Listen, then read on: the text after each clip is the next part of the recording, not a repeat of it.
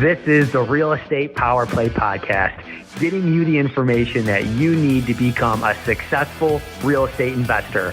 Hosted by Mark Monroe, Ronald Walker, Gabe Rodarte, and me, Marty Grizzanti. Combined, we've done thousands of real estate transactions.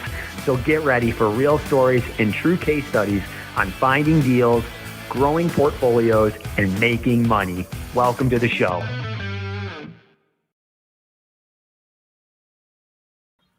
Everybody here? Yeah, we're here. What's up, man? All right, guys. Welcome. Power play. Let's go, guys. Everybody, Marty Grizzanti. I'm your guest host today because we have a real special show. There's been so much talk about this show. Everyone's talking. The streets are listening. The streets want to know more. I got with me, of course, as always, two of our finest folks here. Number one, top left of me is Ronald Walker. Welcome to the show host, typically our host, Ronald Walker.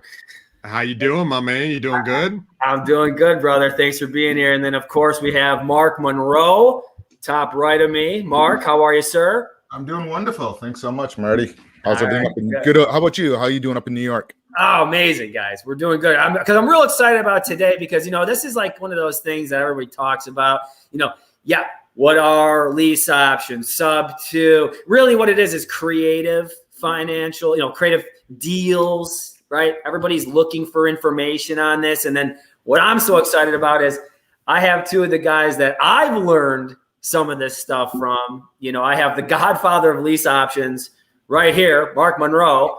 And then I have literally the king of sub two with Ronald Walker. So I'm ecstatic. I know a lot of people watching are going to get a ton of value. So anyway, thank you so much. And let's start this thing off, huh? Let's do it, man. Let's do it. Let's jump right in. All right, let's jump in. I want to start with Mark. Lease options, Mark. Lease options. You explain it so well.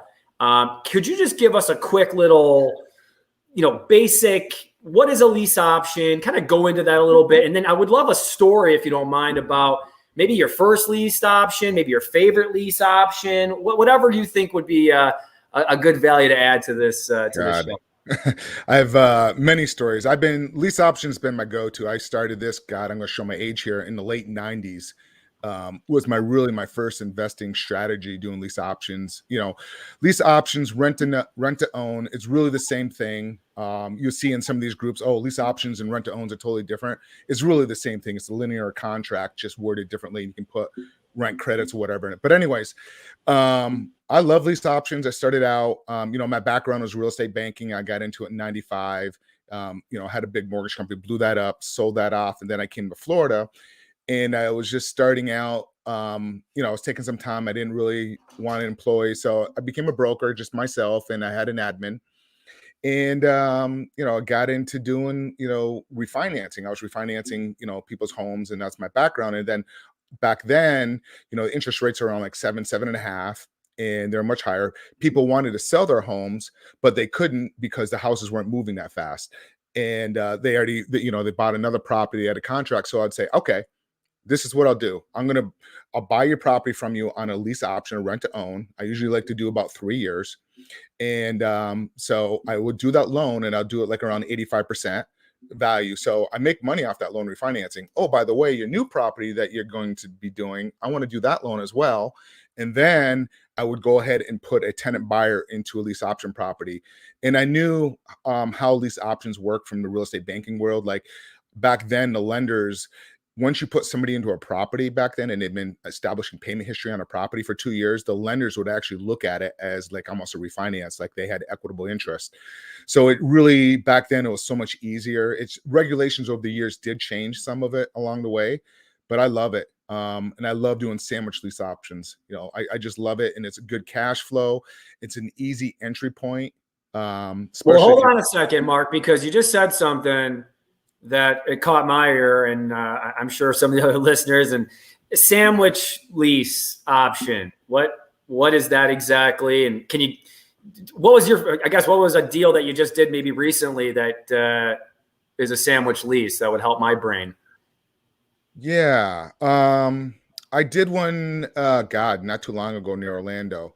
And what it was, I was trying to do an owner financing, or actually, I was trying to do a sub two on it. But the seller is like, no way, I'm not transferring the deed out of my name over to your name or your entity. So they're like, forget it. So then I pulled out my lease option card. Okay, you can stay ownership of the property, but I want to rent it from you, sublet it, buy it at a certain price, and then I want to sublet it and put my tenant buyer in there. So I'll buy it at, like, say for example, 200,000. I'll lock it in on a contract of 200,000. My rent is like $1,500 a month with my tenant buyer. I'm sorry, with my seller. And I love it because it's a very easy, cheap entry point, and a lot of times I negotiate it just down to 1 month's rent to take the property and control it. Why would the seller do that? Right? So you're trying to buy it. Why, if it's such a good option for us? Like, I think a lot of people getting started, they're like, well, why would the seller take this? What are some of those things for them? It's really because you're giving them pretty much almost top value of today's value. That's kind of one of the main reasons. And it works great. Like, if you're a wholesaler, you should definitely learn a strategy as a backup option. But what I do is I'll give them close to the value, and I'll break it down, what you're going to walk away with, with a realtor, all the, negotiating, say that 200,000, I buy it for like 195 or 190. Right. Then I'm turning around and selling it on future value. And I may I'll sell it for like 230. So I'm making like a $35,000-$40,000 spread on it. So are you taking, so you're taking what they're doing and buying it full price today, and the end buyer is actually buying on what they would buy it at in maybe an appreciation of what we're anticipating appreciation to be.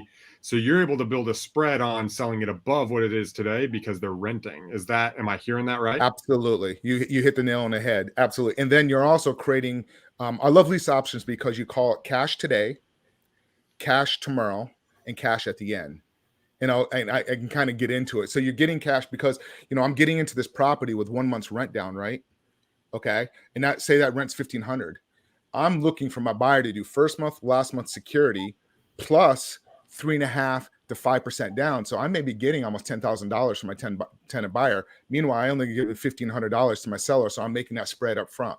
Then I'm also trying to get it like a $250, $300 monthly spread on that too. So whatever the market rent is, say that market rent is like $1,600, but I'm getting it for $1,500. So I'll sell it a little bit more market value because this is somebody that's going to end up owning their home.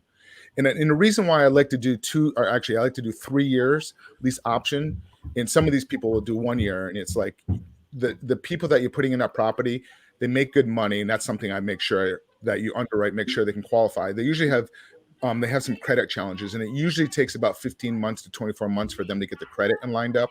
And at that time, it's easier for them to own the property. Plus, they take care of the property, no issues. It's a whole different type of tenant. Yeah, they're more owners. I mean, Marty, cash up front, cash in the middle, cash at the end. I mean, we're just like raining money, right? I mean, I love it. We need to plant some more trees, bro. I know. I love it. What I really love about it is this. It's for investors who want to have more tools in their tool belt, right? So, when I started, and I think I don't know if I'm talking for Ronnie and Mark here, but sometimes you look at everything one way, right? We're a hammer trying to does it work as a wholesale? Does it work as a wholesale? Well, when you add in lease options, right? When you add in sub two, when you add some of these more creative ways of taking down a deal, you can then now not have to hand this off, right? You can try to take it down yourself. I love it, Mark. I love it. I think, keep going, because one of the things that I love about it is the end buyer is the renter, right? So you are really one of the most important parts is not just getting a deal, but then finding, I'm assuming, that rent own individual, right? Yes, absolutely. They're the ones that they're easy to find, but you want to make sure that they qualify. That's the number one thing. Dodd-Frank Act in 2014 did put some regulations in place for lease options because, some parts of the country, you had some of these sleazeball investors knowing they had like $20,000 to put down to go into a lease option, knowing they couldn't afford it, and then 6 months they evicted them out. So you need to make sure you run them through an RMLO, just like you do on your, the owner financing deals. All right, real quick. RMLO, just what's that again? A residential licensed loan officer. Okay, good to know. I'm gonna write that down for myself. Yeah. So you need to make sure for me, I want to make sure that they actually can qualify. I want them to own a home. I feel it's a good feeling knowing that you're helping somebody out and they're getting into a home and you're giving them an opportunity. I can't tell you how many times over the years that people have reached out to me and like, hey, I can't thank you enough, and I get referrals.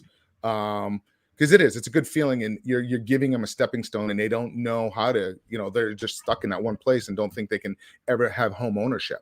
Well, in today's market, I think that's so critical, because what a lot of people don't realize, they look at the market, they see how hot it is, and they're like, everyone's buying a house, right?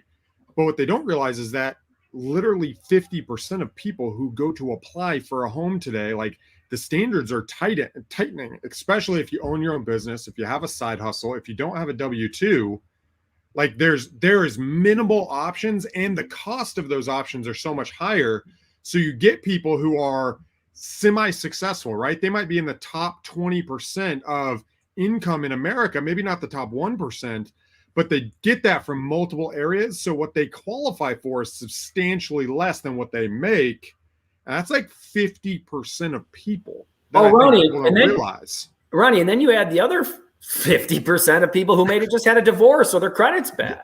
Exactly. You have a life scenario that literally disrupts the living standard, and they don't know what to do. I think that's great. Mark, there was a question in the comments when we asked from Cash Offer Terms. Says, tell us some of the downsides of lease options. Some people love them, while others dislike them. And I'm assuming this is coming from the downside for the investor, right? If I'm doing lease options and I decide, you know what, I want to add this to my tool belt. You've gone through, an ungodly amount, right? Yeah. So what are the pitfalls? What are the things that, Marty, I jump in, we're like, yo, we want to build 30 properties. We want 30 lease options. Like, what are some of those downsides? I would say the downsides, if you're going to do a lease option and if a property needs a lot of work, I do not like, if I have to put more than $10,000 out of pocket and you're doing a lease option, you don't own, and you're not having ownership of the title, that's dangerous. I was talking to this one guy, and he did a lease option, and he put $30,000 in improvements. I'm like, oh my God, like, you don't own that home. So, and then I told him that you better go ahead and record something, notice of interest. So, because technically I've had a situation once back in 2004 where, and I learned from it that, at that time the market took off, and in 2 years that property went up $78,000 and the seller didn't want to sell. So that was probably one of my worst scenarios. So, and then I locked in, I sold that thing literally for $230. It was a 200 scenario I gave you. It jumped up it went up $78,000, and the seller's like, I'm trying to get out of this. So we actually just ended up negotiating. Me as the investor, I ended up pretty much losing on it. I wanted my buyer and my seller just to kind of work it out.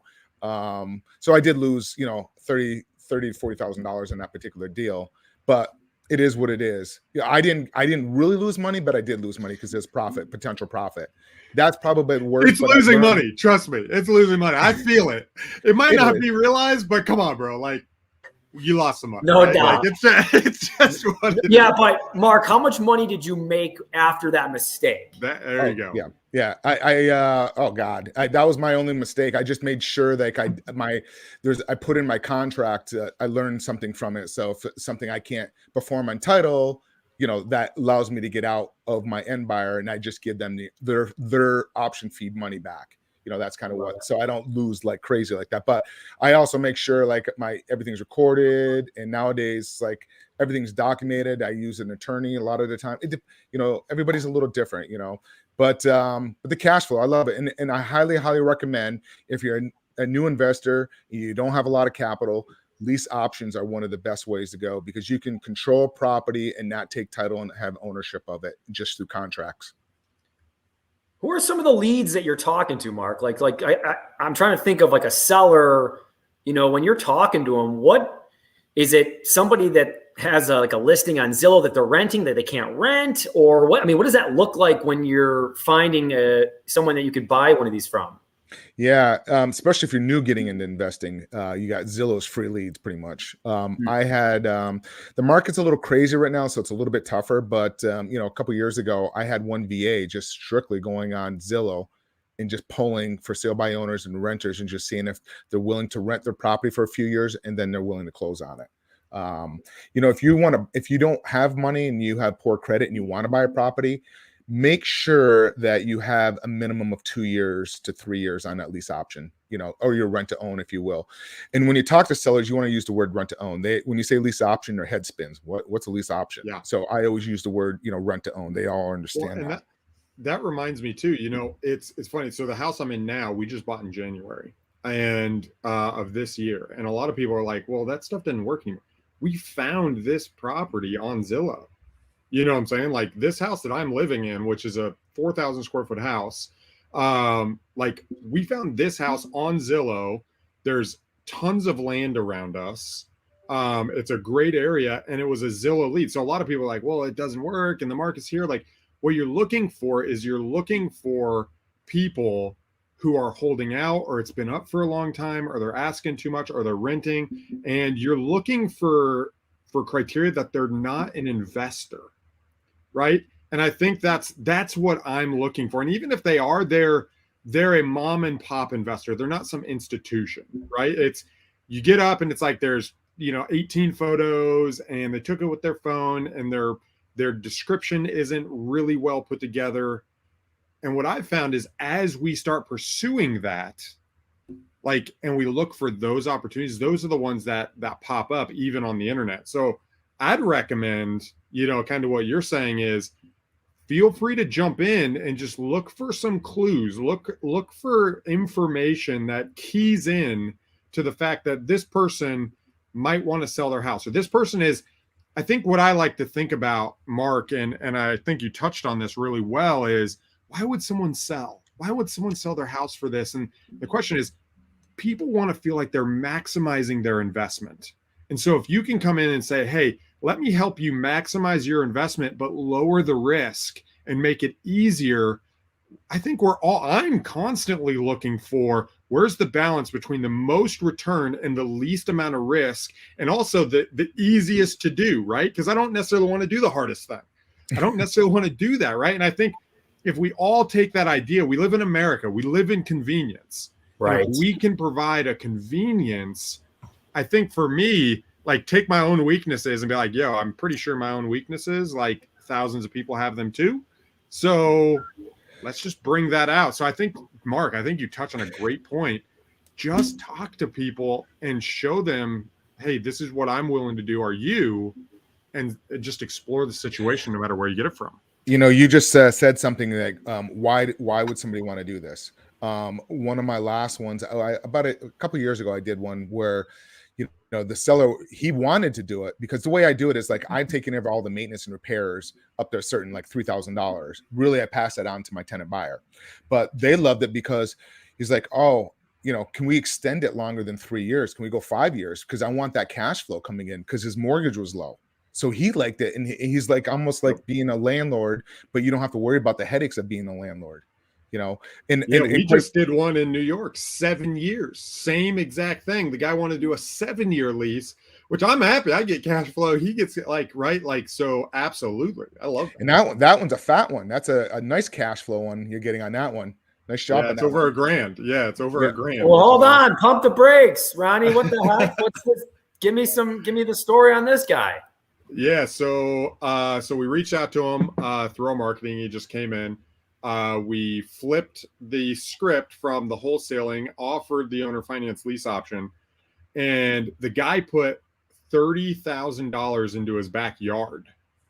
So not only has the house been remodeled, but he redid the backyard to make it basically completely landscaped. He put in a nice pool. There's all kinds of things that are super picturesque. And his mother was living there. Well, his mother's transitioning out. And he's like, look, he wants either top, or he actually wanted more than top price. He's like, dude, this house is nicer than most of the houses in the neighborhood, but I'm just going to rent it. And so we're like, okay, well, what are you renting it for?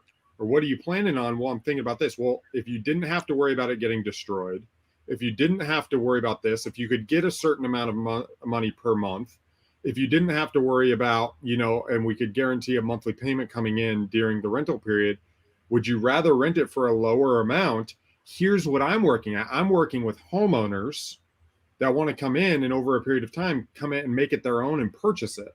And then you get to avoid on a $500,000 purchase, you get to avoid nearly $50,000 of commission during this time. Like, do you like that? And he's like, yes. And that's how we got into the conversation. Took 3 or 4 times. Well, come to find out, we're like the monthly payment, I don't remember, I think it was like $1,600, and we're going to rent it for like $2,700. Oh, love it. Right. So what you have is you have this varying gap based on what they want and what their expectations are. And so that's how you jump into it, right? You just explore. And if they say no, like he went dark on us for a while. If they say no, you just jump back on the phone. Hey, do you not want to do this? Do you not want to make an extra $250,000 on top of blank? Right? Do you not want to make an extra $35,000 in rent, or $70,000 in rent, depending on what the time period is? And you just put that out there. And if they don't, you walk away, you go to the next deal. But that's how we walked into that, is just highlighting what's in it for them. And also being honest, like, the reason why I'm doing this is I get to make money too. Right. Like, I make money this way, you make money with it, and this is how we can partner. And the difference between a wholesale deal and here is wholesale, there usually needs to be paying to buy it at cash for a right price. Right. Right.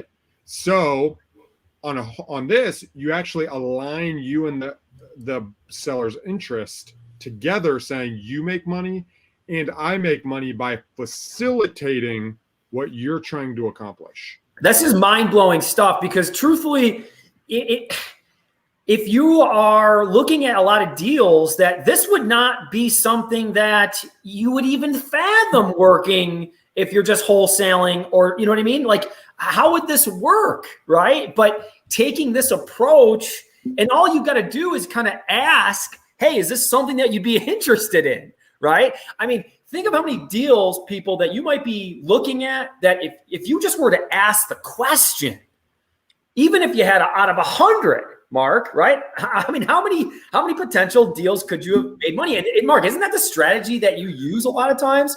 Like when you're talking to other wholesalers? In every script that I tell my JVs, my wholesalers,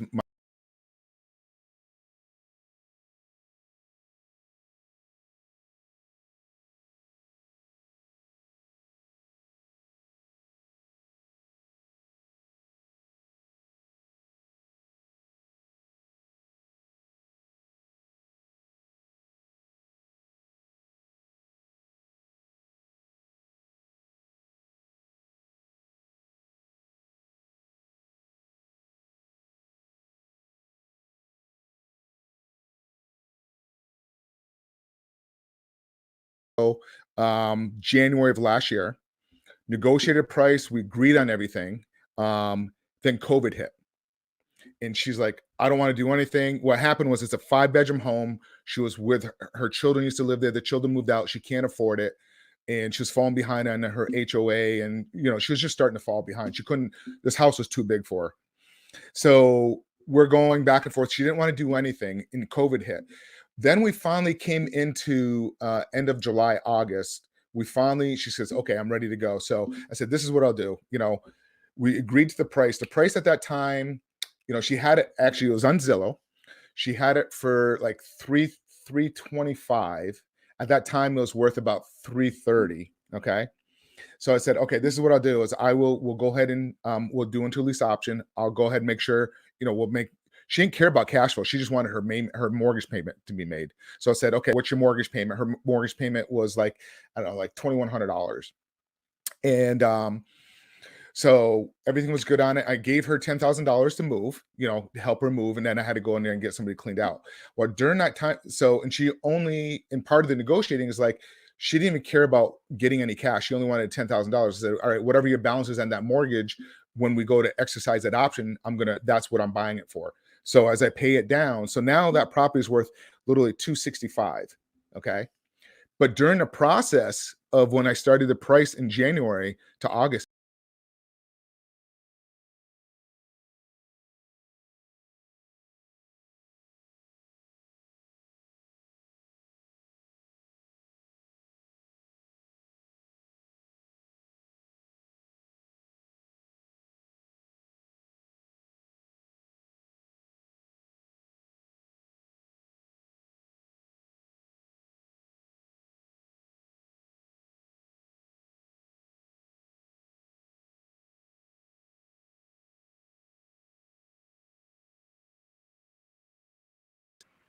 or appraised value or whatever. So that way you don't have to lock in a price. You can lock in that future price if you're assuming it's going to go up, to create like this continual spread. For me, what it also does, so cash flow, I love cash flow, but I have a love-hate relationship with cash flow. I'm just going to be honest. I love and I hate cash flow for a variety of reasons we don't have to get into. But what I do love is I love big chunks of money at different times. I don't know how else to say it. Everyone tries to downplay it. Oh, you got to find another deal. Dude, when you get a $30,000 check or a $103,000 check, like, it's sweet. Like, let's just be honest, right? Super sweet. So in that scenario, you are playing the game of, I'm going to do a pay down. I'm going to get cash flow. But at any time, I can stoke the fire under this person and be like, hey, the values are going up. If you want to execute your purchase today, lock in this price, it might go up by 20 grand, right? Or if they hold it, like, you can just say, you know what, man, it's going up there. They can hold it. Let me try and get them to hold on for it another 2 years or whatever, to maximize maybe a 2 year later gain, to create a $70,000, $80,000, $90,000 spread. Dude, that's, yeah. And the cash flow on that one was about $850 a month. And then also, it did need a little bit more work. I did some of the work, but it needed some more. And they were willing to take it as is, and they did the work themselves on that particular one because they wanted that property. Yeah, this right here, this is how you build wealth. Yes. Just FYI, like this right here, like, it's not just about net worth. Like, I think a lot of us talk about, like, oh, we need to build our net worth, which builds wealth, which is true. You need to do that. You need to focus on your net worth. But can you realize that net worth in cash? And what's your net worth ratio compared to how much you have cash? And what are your exit strategies in properties, in your investments? How are you rolling them? What is the next step? And that's what we're talking about, is we're getting in, we get cash up front. Through the period, $800 a month is a lot of money per year. That's an extra 10 grand a year almost, right? Then you have an exit strategy. Look, at any time I can cash in on $70,000 that I have sitting there. What that does is, for me, I've done this. I did this in 2015. I ran into I almost ran out of money, but I had a property I could reach into my portfolio, stoke the fire, sell the note because there was equity. And now, instead of running out of money, boom, you sell the note and there's a $52,000 insurgence of cash that you have access to, rather than it being locked into net worth. It's net worth that you can draw on, right? You can pull from and use at any time, because you don't know what the future is going to hold. You don't know if you're going to get in a tight spot or if money's going to be there. And so, man, that's how you build wealth right there. That's freaking awesome. So good. So good. Because again, it's just another question to ask, hey, would you take this cash offer? Okay, maybe not. But what about, would you do this? Right. And it could be life-changing money. And I'm talking career life-changing money by just asking that question. So it's something to definitely add to your vocabulary and your script. So I love that, Mark. Beautiful. So Jonathan has a question here about state regulations with lease options. Yeah, Texas is a very difficult state to do lease options. However, there is somebody down there, Leon Johnson. He's a lease option expert. I'm actually going to get with him and try to find out how he's doing it. He's done hundreds of them down there. And I don't know the answer to that one in Texas. I don't do lease options in Texas. From what I understand, if you the max on a lease option can be 6 months down there, but there's got to be, he probably found a strategy, a way through that. So I'll find that out, Jonathan, and then I'll respond back to you on that particular one. But one thing I do want to say on lease options, another side of it is, and if I'm doing a subject to or owner financing and a seller wants to do like a balloon, like they want to be paid off like 5 years or less, and you're paying pretty much close to that top dollar. And when I look at my deals and when I underwrite my deals, I always look at 2008. And one of the things I always do is like, okay, if this market shifts and I got to sit on this for a while, how long is it going to take it to go back? So one of the things to do, even though I can do owner financing or lease option, I'm like, okay, since you want a balloon on it and you won't extend it, I'll do a lease option instead, because a lease option gives you the option that you do not have to exercise and you can walk away from that deal if you go underwater. So that's the other side of it. Bro, that's powerful. Yes, and it's proof of recession, right? So it's recession proof a little bit too if you set it up correctly. That's beautiful. Well, we're about halfway through, guys. So I wanted to now switch over a little bit and put Ronnie more on the hot seat, because I know Mark, I know you got a couple of questions for Ronnie as well. But just kind of starting off, Ronnie, how did you kind of get into, what's your experience with creative finance and how'd you get into it? What have you done? I mean, if you could go ahead and please tell us that. Yeah. So I found myself in 2014 with this passion to jump into real estate investing, right? I learned about wholesaling. I was selling investments at the time. I was a private client banker at Chase. And I was in sales, right? I'm selling, I'm working at the bank, I'm dealing with a high-end clientele, but I'm making average money, right? I'm making a good salary, I'm making commission, and I find myself at this spot where I want to jump into real estate investing because I see, you know what, not only can I control my time and my life, I can have freedom, but I can make significantly more money in real estate than I can currently at this job. Like my cap here, $120,000 to $150,000 a year. In real estate, I can become a millionaire. Okay. So I'm looking at this and I'm literally running around twice a week, putting bandit signs at intersections down major highways, right? Like imagine Ronnie in a Mitsubishi Eclipse, 1998 GST turbo that with a friggin' blow off valve buzzing manual racing through town with a whole stack of bandit signs on my chair, jumping out, pulling off, running around, putting bandit signs. Like I did that twice a week for a long time. So my question is how you fit in the car. Bro, I freaking love sports cars, but we're not going to get into that. So I'm jumping around, right? And when you're doing bandit signs, while you're doing it, most of the calls are not from sellers. Most of the calls are from contractors or from other investors or from, looking to connect or whatever. Right. So, and a lot of times it's tire kickers, right? And you don't get a lot. You usually get 3 or 4. If you're doing bandit signs, a quick trick is do it right before evening rush hour, and you can hit evening and morning rush hour. I don't necessarily recommend bandit signs, but that's what I did before they get pulled by code enforcement. Yep. So I'm out running around friggin' like chicken with my head cut off, and I get a call. Actually, I don't get the call. A call comes in. My partner at the time answers the phone, and this guy says, hey, look, I'm reaching out to other investors, people who are doing wholesaling. At this point, I've done about 7 or 8, 9 deals, wholesale deals. And he says, I can help you take the leads that wouldn't take, that you couldn't do cash offers on. I can help you close them by offering them full price, and you can get a fee. Very common, right? So I'm like, okay, well, right. My partner calls me and he's like, hey, this guy's I was like, hey, why don't you go? I couldn't go because I was working full time. So he met with this guy and came back. He's like, dude, he's doing a seminar, or he's not doing a seminar. He's getting a few people together and he's going to talk about it, and we can just kind of and see if it works. So I was like, all right. So we went on a Wednesday night. We went and sat down, and I sat down with Grant Kemp back when he got started. Okay. Grant was the one that called my bandit sign. And I found myself in this law office with Scott Horn and Grant. And they're basically, what it was is basically walking through a financial calculator on how, and basically telling us, you can buy deals at full price.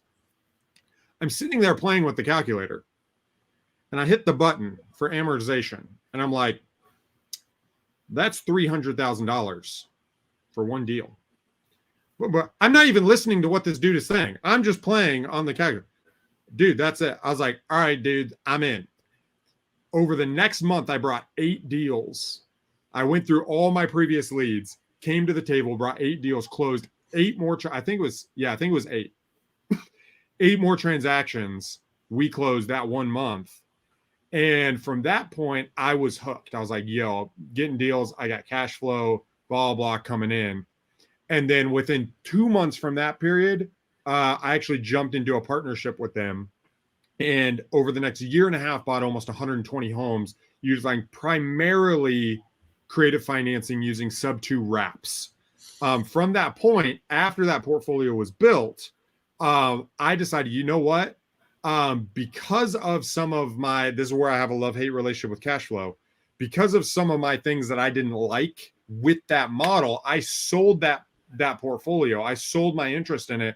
And I went into basically wholesaling and utilizing creative financing as a purchase strategy, but not necessarily a long-term strategy. And that's where there's utility, right? Where you want to hold stuff as rentals. You can buy it and hold it as a rental. You want to do a wrap and create a note, you can do that. You want to jump into buy something that you're going to fix and flip without a lot of cash, you can do that too, utilizing the strategy of purchasing. And so what I found is, hey, when I think of being a millionaire, and this is kind of sideways, right? A lot of people will talk about net worth, they'll talk about cash flow, they'll talk about all these things. But when I think about it, it's like my whole life, a millionaire is someone who has cash, right? Who has millions in cash. And so as I was beginning to think about this, I was like, you know what? I need to adjust my strategy to put myself in a position where I have the power.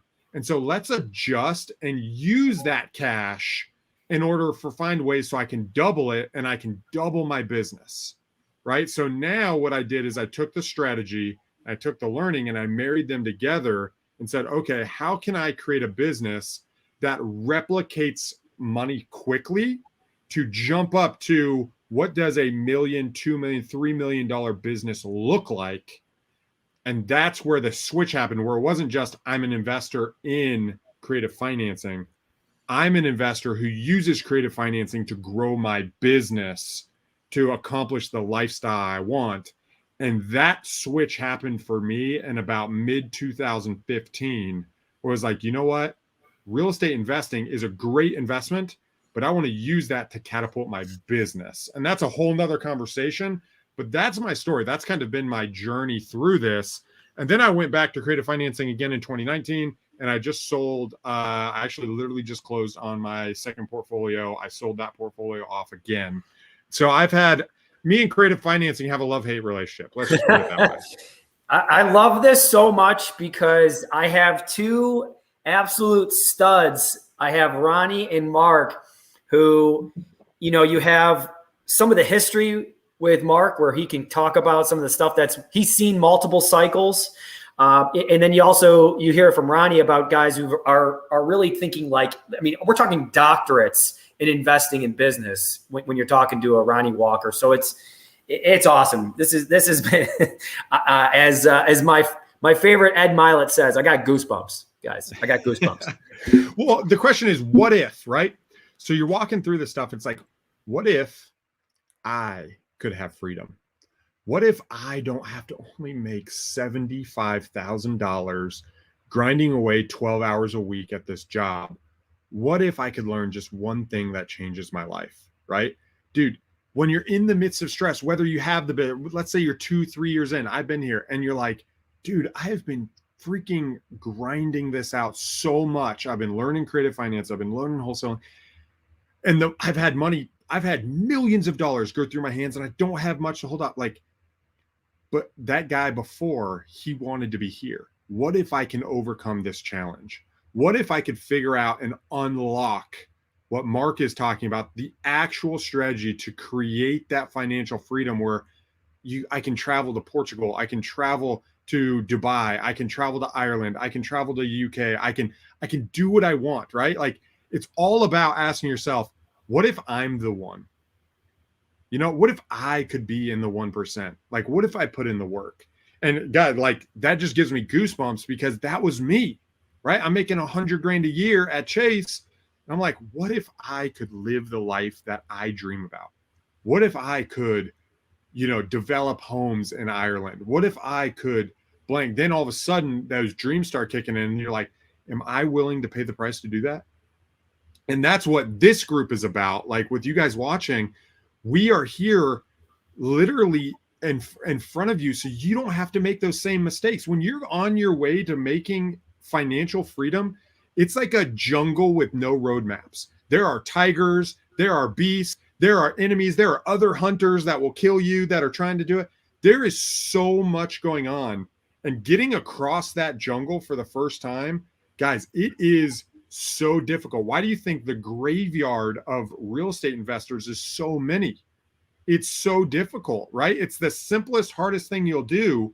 But here at Real Estate Power Play, we want to give you the tools and the tips to be able to say, hey, this is the path, right? Literally, this is the path. Do this. And as you're doing that, you will be able to get that success and you'll be able to add it to your tool belt. And so that's why we're here. So guys, as you're asking questions, we want to ask that through different shows and different things. So anyway, I just want to piggyback off of that about the creative financing.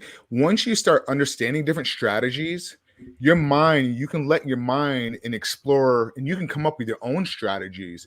Like I do a lot of, like I do a sub 2 and then I'll sell no lease options or vice versa. And like, you can just start looking at, oh, I could do this. What about if I try that strategy and add this to it to kind of help out? So you can kind of, and that's the beauty of you just being creative and coming up with different ways. Just make sure that you talk to your local attorney and make sure that you're within compliance.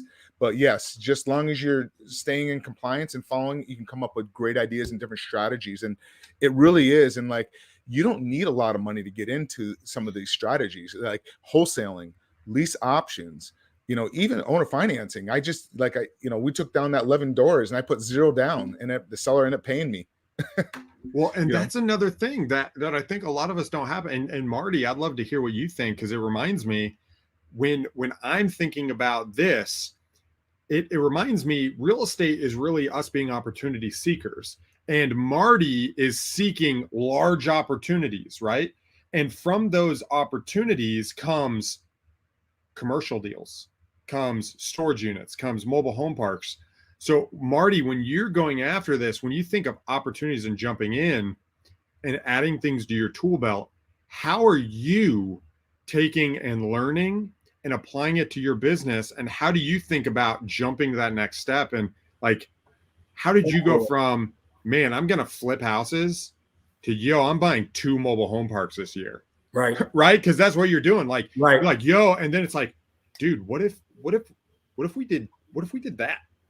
Yeah. You know what, guys, and this is so good because first off, when Ronnie was just talking about, you know, what he's talking about is his mindset. It's years of personal development. This is not something you just change overnight. It's little things that you're constantly working on to try to get better every day, even if it's just 1% better, right? But if we're 1% better every day, we're going to be 360% better every year, right? So and for me, Ronnie, when you ask that question, you know, how do you go from working a 9 to 5 to then becoming full-time, right? Well, it's a mindset shift that has to occur.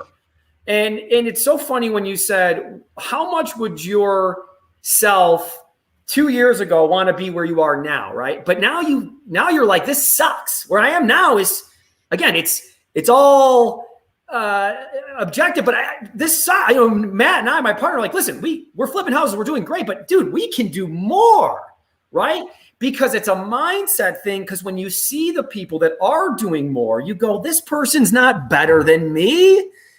So how, right? So, and then who, right? So it's also that it's who's also doing this and who can we talk to? And then how do we elevate?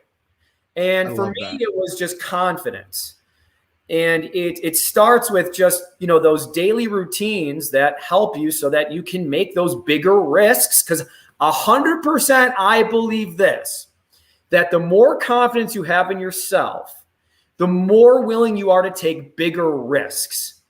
And I believe that the bigger risks that you take, right, calculated risks, of course, but the more willingness you have to that, that's how you hit life-changing numbers and becoming part of that 1%. You want to be world-class. It's not middle class. It's not even upper class. It's world-class. And that's what we strive for every day.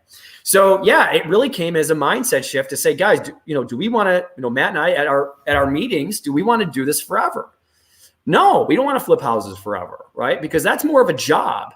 We really want to set ourselves up for the long term. So yeah, it was a mindset shift. And then it was, let's just take the same energy, the same ferociousness, the same absolute just killer mindset that we have as finding flips. And then let's cold call, or let's find mobile home park guys that want to sell to us and that will like to sell to us, that need to sell to us, right? That's so right. all those things were in play there. That reminds me of a thing that you see in a lot of fiction books, a lot of fantasy I like to read, and even life is a lot of us we're on this journey from this location that we find ourselves that are stuck in, right? From this little village in the middle of nowhere, right? It could be, Rochester, New York, and, one of the suburbs that nobody knows about. It could be, in Alaska and Wasilla. It could be from Florida, in the middle of nowhere, around a bunch of people. We're all in these different spots. And we go on this journey of like, you know what? I want to go to the top of that freaking mountain.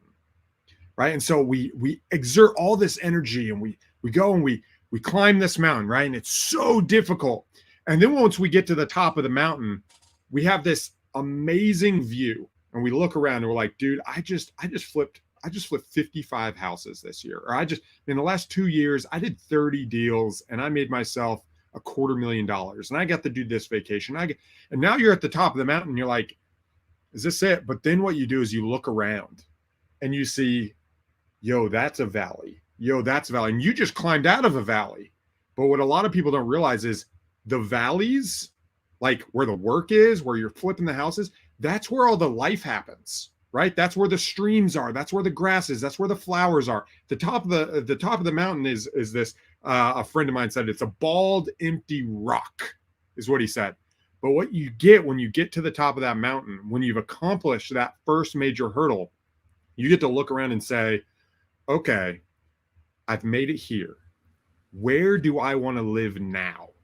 And now you have options, right? Do I want to live in that valley? Do I want to live by that beach? Do I want to live? And what I mean by live is not in a specific location, but what do you want your life to look like, right? What do you want the days to look like? Do you want it to be traveling and doing deals this way? Am I willing to pay that price? Am I willing to do that on a day-to-day basis? In each area that you look at and the direction you want to go, that all seems possible because, dude, look at this hill I just had and all the resources I gained here. I can use those resources now to carve out a domain and a kingdom for myself, and I can create an empire around it, and you get to choose how you do that. That's the wonderful part about going through this first jungle on your way of growing up. And I want to tie this back to lease options. Lease options is a great way of getting to the top or even living in and creating wealth. I mean, look at what Mark's done. If you guys are following him, gosh, he's created a lifestyle for himself, and it's based on what he wants.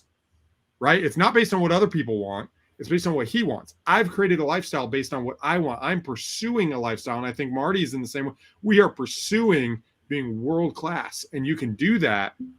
And you do that by just internalizing it and saying, okay, let me learn these strategies. Let me figure out what lease options look like. And let me decide what direction we want to go. Guys, I mean, that's powerful. So you pick the one thing, you go to the top, and then you choose where you want to go. And you live there. And once you're there, and this is why I love this show. Again, I'm harping on the show and just learning from you guys and being in this environment, especially Mark, is once you're there, you have these resources. And guys, we want to share that, right? Like lease option, go back and listen to what Mark said. There were so many nuggets. I mean, controlling, if the market goes down, lots of different things. So Marty, I want to give it back to you. You're the host here. I'm used to doing it, but go back. I got myself fired up. I don't want to take the spotlight. I love when Ronnie's fired up. And I also want to just kind of say something about Mark too, because, Mark also, when he was talking about it, he had a business with, 50, 70, 100 employees, right? So he lived that life, right? And he now knows, because he's, even though he may say he's older, he looks just like us. He looks as young as us. He's living a life. He created a lifestyle business that anybody can do and still make over six figures, right? Which is really super beautiful. I love that. I love that you can create a giant mega business like the ones I know. I know Ronnie, whatever he wants to do, he'll do. I know what I want to do, I'm going to do. But Mark's already been down that path, and he's done that. I did want to ask both of you a question. I guess we'll start with Ronnie here. Could you give me your best deal, maybe this year, that you've done through creative financing? Just go ahead and give us like one of your best deals that you remember. Maybe it doesn't have to be your most profitable. It just could be like a favorite deal that you did. Yeah. So my favorite deal ever was actually not this year. It was back in 2017. So I bought a house, and the house was in Frisco. It looked like a castle. It had a circular build. Okay. We bought it literally. We closed on it the Friday before the Tuesday of foreclosure. And guys, talk about like back and forth with a seller, like not being afraid. And we're talking about like a $500,000 purchase here, right? So it was a big purchase. I was bringing 70 grand to the table, slightly nervous about it. But it could either be worth, I don't remember the exact, I could either make $100,000 profit, or I could make 20, right? Like that was like the spread, like it was in that little bit. And we bought the deal. I remodeled it. Dude, I took my whole family out to the house, right? Like it was a sweet house. It was like 5,500 square feet. We went and played to the house the day where I had people come through. We played out in the backyard, beautiful backyard with an amazing view. And I remember walking in and being like, you know what? I'm going to have a house someday like this, right? Like I'm going to have, because at that time we were living in a 1,700 square foot house in Forney, Texas. I was like, I'm going to have a house like this. I'm going to have a big house. Kids can run. We can have as much time as we want. Like this is what it's about. Well, come to turn out, we finished the day. I finished up the remodeling. I literally made 3 payments on the house and turned around, put it on the market. It immediately sold. The net profit after all of it was over 100,000. Love it. And at that time I really needed the money too. So it was like, you know what? Not only did that deal, and I think that's what happens at some point, at least for me, is I'm doing the deal and it's like, I'm going through the business, and then I come across something really exciting, and it's like, you know what? I'm making money on this deal, but I want to live in this. Right. And so that's, man, as far as a favorite, I would say that not only did I make that was the most money I've ever made on a property, but it also created this. I mean, that's why I'm in a 4,000 square foot house right now with literally 400 acres around me, right? Like there's a national preserve over here, and right, like that sparked even more of the dream. And that was 4 years into my journey. So that'd be my all-time favorite deal. I love it because it gave you a vision too, right? That's right. So not only did you take the risk to do it, it worked out, which when you're the luckiest guy in the world and when God has your back, right? That happens. And I think I'm the luckiest guy in the world, and I know Ronnie does, and I know Mark does. So those things happen. So Mark, what was your best deal? I'll ask you the same question afterwards. But for me, I look at deals just as a transaction nowadays. I don't like fall in love with deals anymore.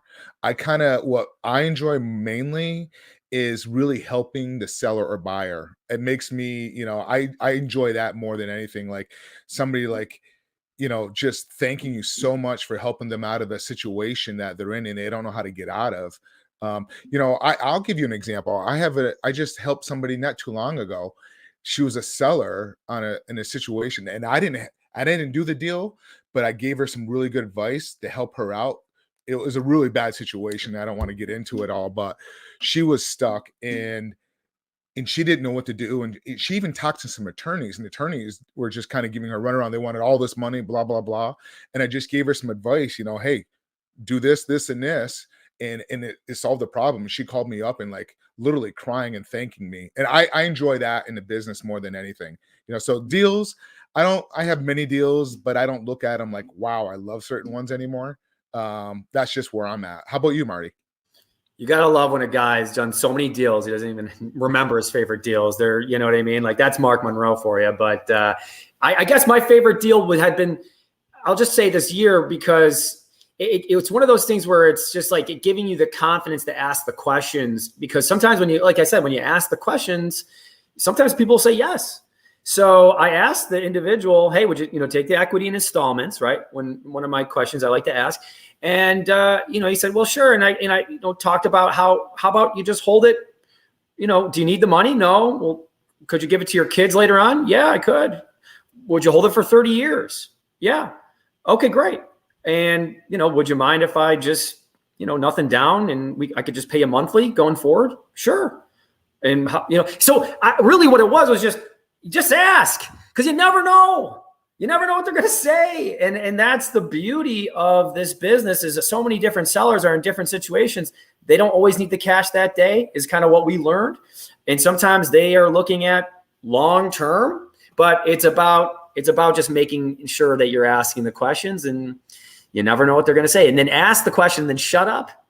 So don't try to get them out of that idea of selling you a house with no money down and holding paper for 30 plus years. So anyway, guys, that's kind of my favorite. And we're kind of getting to the end of the show here. I guess we could go around for the next couple minutes and talk about maybe next week, or what would you guys like to end the show with here? Well, Marty, you hit the nail on the head on that statement. It's about just asking. There's so many of those deals out there. 40% of homes have no mortgage. There's so much of it out there. But I'm going to, for myself, one thing I want to put out there, you guys, the viewers, do us a favor, give us some feedback. What do you want? Do you like us just talking about our stories, or do you want us to go into more of the meats and potatoes? Give us feedback, what you guys want from us. Would really appreciate it. I know a lot of you guys are watching this later on because we're live during the daytime, but leave us comments, likes, thank yous, whatever, and just let us know what we can do to kind of help you guys out. Yeah, and I would say, remember, we're here 12 p.m. Eastern Standard Time every Tuesday at the moment.